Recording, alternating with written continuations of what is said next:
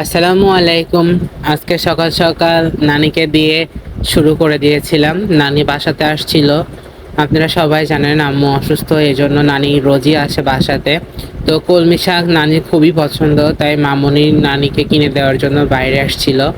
এই যে সকাল সকালে আজকে পড়া দিয়েছিলাম, যেহেতু আজকে শুক্রবার, অনেক কাজ থাকে বাসাতে, আম্মু অসুস্থ, অনেক কাজ করা লাগবে, এজন্য আজকে দেখেন সকাল সকালে এদের পড়া দিয়ে দিচ্ছি। আর সকালে আসলে অনেকক্ষণ ধরে পড়ানো যায়। তো আজকে নানি বাসা থেকে নিয়ে আসছিল আলু ভর্তা। এটা কি একটা ঘন্ট ছিল আমি আর কি বুঝতে পারি নাই। আর আমি ডিম পোস্ট করে নিয়েছিলাম। ও সাথে হচ্ছে আপনার কালাই রুটিও নিয়ে আসছিল নানি। আম্মু খেতে চেয়েছিল, এই জন্য নানি বলছিল যে বাসাতে আটা ছিল, তাই রুটি বানিয়ে আনছিল। তো সে রুটি দেখানো হয় নাই আর কি, আমি পরে খেয়েছিলাম, তো এই জন্য আর কি ভিডিও ক্লিপসটা নেওয়া হয় নাই। তো সকালবেলা আর কি গরম গরম ভাত খেতে বেশ মজাই লাগে। তারপরে রান্না করতে চলে আসলাম। আপনারা সবাই জানেন যে শুক্র শনিবার আসলে আর কি একটু নিজের হাতে রান্না করে খেতেই বেশি মজা লাগে। আর যেহেতু আম্মু অসুস্থ, আমাকেই করতে হবে। আর নানিরা যেহেতু খাবার রেগুলারই দিচ্ছে আর কি, এই জন্য আমি আর আম্মুকে বলছিলাম যে শুক্র শনিবার ছুটি থাকে, তুমি আমাকে একটু দেখাই দিবা আর আমি দিয়ে রান্না করব। আর যদিও সব কিছুই আমি করেছি, আম্মু আজকে হেল্প নেই নাই, তো আমি বলেছিলাম যে আজকে রান্না করে খাওয়াবো সবাইকে। তো কেমন হবে তোমরা জানাবে।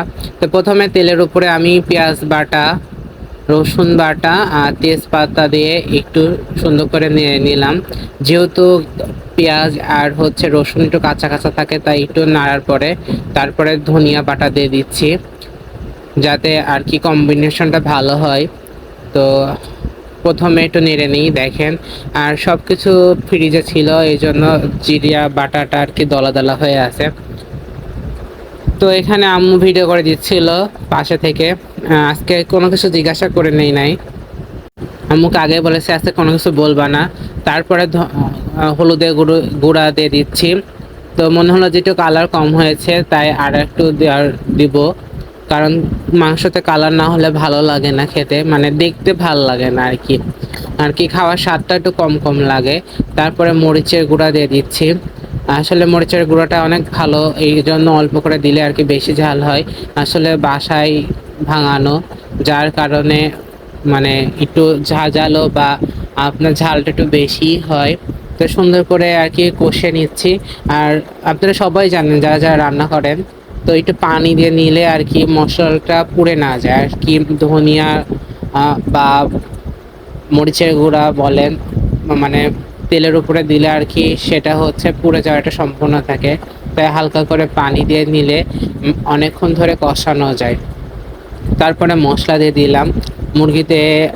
গরু মাংসে তো মশলা দেওয়াই লাগবে, তাই ছোট ফল আর হচ্ছে চলা দিয়ে দিয়েছিলাম। তারপরে মুরগিগুলোকে দিয়ে দিচ্ছি। আসলে এটা সোনালি মুরগি, তাই আগে থেকে ভেজে নিই নাই। ব্রয়লার হলে আমি চেষ্টা করে ওটা আর কি লবণ দিয়ে একটু মেখে রেখে তারপরে একটু ভেজে তারপরে রান্না করার জন্য। যেহেতু এটা সোনালি ছিল, এই জন্য আমি ডাইরেক্ট দিয়ে দিচ্ছিলাম। তো দিয়ে একটু সুন্দর করে নেড়ে দিতে হবে। আম্মু সব সময় একটা কথা বলে যে আসলে মানে কোনো কিছু রান্না করতে নাকি মানে সুন্দর করে নেড়ে দেওয়ার মধ্যে নাকি স্বাদ লুকিয়ে থাকে। তো এটা আমি কখনো শুনছিলাম না, আম্মুর মুখে শুনছি। আপনারা যদি কেউ জেনে থাকেন অবশ্যই কমেন্টে জানাবেন। পাশের কড়াইতে একটু আলু ভেজে নিচ্ছি। বাসাতে সবাই একটু আলু বেশি পছন্দ করে, আমি নিজেও আলু খুব পছন্দ করি, এই জন্য আর কি আলু দিচ্ছিলাম। মানে মাংসতে আলু দিলে আমার কাছে বেশ ভালো লাগে। আর আসলে আলুটা মানে খাওয়ার সময় চটকায় নিলে তারপরে মাংসের গ্রেভিটা দিয়ে ভাত খেতে আমার কাছে খুবই মজা লাগে। যার কারণে 3টা আলু দিয়ে একটু হলুদ, মরিচের গুঁড়া দিয়ে একটু সুন্দর করে নেড়ে নিচ্ছি। তারপরে এই যে আলুগুলো দিয়ে দিয়েছি, মানে কষানোর সময় দিতে হবে, যেহেতু আলু সিদ্ধ হতে অনেক সময় লাগবে। তো দেখেন কালারটা দেখতে অনেক সুন্দর আসছে, মাশাল্লাহ। আম্মু বলছিল যে কালারটা হ্যাঁ সুন্দর আসছে। আসলে আমার নানু, সবাই জানেন কি না জানি না, আসলে বলা হয় নাই আর কি। তো আমার নানা হচ্ছে অনেক ভালো বাবুর্চি। আসলে রূপপুরে আমার নানার খুবই সুখ্যাত আছে, মানে সুনাম আছে আর কি। একদিন নানার রান্না আপনাদের দেখাবো A to Z। তো যার কারণে নানু মানে আর কি রান্নাটা ভালো হয় আর কি।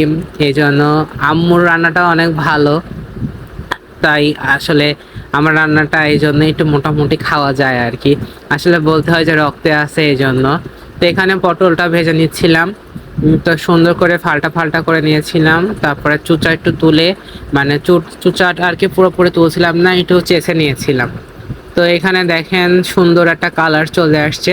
আসলে মুরগি মাংস বেশিক্ষণ ধরে কষানো লাগে না, তারপরেও আমি চেষ্টা করি যে অনেকবার কষানোর জন্য। আসলে আমার মনে হয় কেন জানি তরকারিতে কষানোতে আর কি টেস্ট। এখানে কলমি শাক ভাজার জন্য করছিলাম। আসলে অল্প কলমি শাক ছিল, যার কারণে পেঁয়াজ আর রসুন আর মরিচ হচ্ছে তেলের উপর দিয়ে একবারে শাক দিয়ে দিয়েছিলাম। যেহেতু একাটি শাক, যার কারণে আমি আর সিদ্ধ করে তারপরে তেলে বাগার দিয়ে নাই, একবারে সব কিছু দিয়ে নাড়তেছিলাম। দেখেন প্রায় হয়ে আসছে। এই যে দুপুরে খাওয়ার পালা, আজকে আব্বুর কথা শুনে আমার খুবই ভালো লাগতেছিল। যে বাবা বলতেছিল আজকে রান্না নাকি অনেক মানে ভালো লেগেছে আর কি, বাবার খুবই ভালো লেগেছে। তো আমার কাছে আসলেই মানে নিজের খাবারে কি প্রশংসা করব, আমার কাছে অনেক মজা লাগছে, আমি খুবই তৃপ্তি সহকারে খেয়েছি। তো কলমি শাক যেহেতু আমার বেশ ভালোই লাগে খাইতে, আর একটু তেল তেল হলে ভালো লাগে। আপনারা মাংসের কালার দেখে বুঝতে পারবেন যে কতটা লোভনীয় হয়েছে। আমি এখন ভয়েস দিচ্ছি, মনে হচ্ছে আমি এখন খাই। এই যে বান্দরবনের ছবি দেখাচ্ছি কেন আপনাদের পরে জানাবো। আসলে বান্দরবনের প্রকৃতিটা দেখেন কত সুন্দর। আসলে ভাইয়া আমাকে পাঠিয়েছে, যে ভাইয়া বলতেছিল যে তুমি তো তোমার ভিউয়ার্সদের দেখাবা যে আমি কোথায় থাকি। আসলে আমার এক ভাইয়া হচ্ছে আপনার বান্দরবনে জব করে, তো সে তার বাসার বাংলোর আশেপাশের ভিউগুলো দেখাচ্ছে, যে সে চাচ্ছিল যে আমার ভিউয়ার্সরা দেখুক। মানে এত সুন্দর প্রকৃতি, আমার মানে খুবই ভালো লাগে। বান্দরবনে আমি একবার গিয়েছিলাম, তো আরেকবার যাওয়ার কথা ছিল, তো যাওয়া হয় নাই। ইনশাল্লাহ এবার গেলে আপনারা দেখতে পারবেন। ভাইয়ার বাংলার পাশ দিয়ে একটা নদীও চলে গেছে, দেখেন কত সুন্দর নদী, পাহাড়ের টিলাই বাংলোটা খুবই সুন্দর। ভাইয়া বলছিল যে সামনে শীত আসছে, মানে কুয়াশা ভেজা থাকবে আর কি, একটা কাশ্মীর কাশ্মীর ভাইবস আসবে।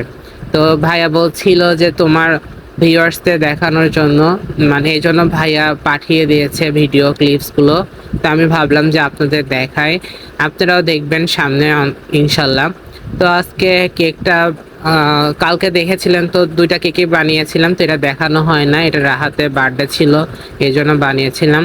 তো রাতে ভাবলাম যে একটু ছিটা পিঠা বানাই, তো বক্সে আটা ছিল, আপু হচ্ছে আটা পাঠিয়েছিল, নানুর বাসা থেকে নিয়ে আসছিল, মানে পূর্ণর আম্মু, মানে আমার বোন, একমাত্র বোন, বড় বোন। তো আপু আটা পাঠিয়েছিল, এই জন্য ভাবলাম যে একটু ট্রাই করি যে ছিটা পিঠা বানাতে পারি কিনা আর কি। যেহেতু দুপুরে মাংস রান্না ছিল, আর মাংস দিয়ে ছিটা পিঠা খেতে বেশ মজা লাগে। তো আটাটা সুন্দর করে মেখে নিচ্ছিলাম। তারপরে ফ্রাই প্যানে হালকা করে তেল দিয়ে একটু মুছে নিচ্ছি, মানে কোন ফার্স্ট টাইম ট্রাই করছিলাম। তো পাশে আমার ছোট বোন ছিল, আম্মু বলছিল যে তোমরা যাও করো, আম্মুর শরীরটা আর কি খারাপ, পায়ে ব্যথাটাও নাকি বাড়িছে আম্মুর, যার কারণে আম্মু আর আসে নাই, আমি আমার বোনই চলে আসছি। তো প্রথমে সুন্দর করে মেখে নিচ্ছিলাম, তো মনে হচ্ছে যে হবে কিছু একটা। আমি বলতেছিলাম আমার বোনকে যে পিঠা না হোক কোনো কিছু তো একটা হবে। তো এই যে প্রথমবার ট্রাই করছি, তো দেখা যাক কি হয়। আসলে হয়েছে, মোটামুটি হয়েছে, খুব ভালো একটা হয় নাই, যেহেতু প্রথমবার ট্রাই করছি। আর আটাটা ব্লান্ডারে একটু ব্লান্ড করে দিলে ভালো হতো, মিহি হতো।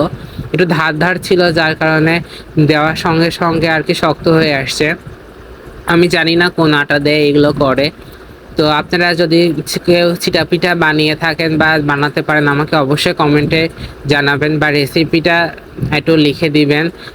আসলে আমি পারি না, তো এই জন্য। তো পিছন পিঠটা দেখে মনে হচ্ছিল যে আসলে পিঠাটা চিটা পিঠার মতোই লাগছে, কিন্তু ও ফ্রন্টের সাইডটা দেখে মানে আর কি কাঁচা কাঁচাই ছিল একটু। তো দুইটা ট্রাই করলাম, তেমন একটা ভালো রেজাল্ট আসে নাই। তাও চেষ্টা করতেছিলাম, আসলে চেষ্টা করতে দোষ কিসের বলেন। আসলে সবাই তো পারবে এটা তো না, আর কি চেষ্টা করতে করতে একসময় হয়ে যাবে। তো এবার একটু সুন্দর সুন্দর শেপে আনার চেষ্টা করছিলাম, মানে মাকড়সা জালের মতো। তো দেখেন কিছু একটা হচ্ছিল, কিন্তু আসলে পাতলা করার কারণে আর কি নিচে পড়ে যাচ্ছে। আর কেন জানি আটাটা না আর কি আপনার মানে মিহি আর কি, মানে কি বলবো যে মানে পানির সাথে আর কি সম্পূর্ণ মিশে যাচ্ছিল না, যার কারণে যে এমন হচ্ছিল। তো এটা মোটামুটি ভালোই হয়েছিল মানে পরেরটা।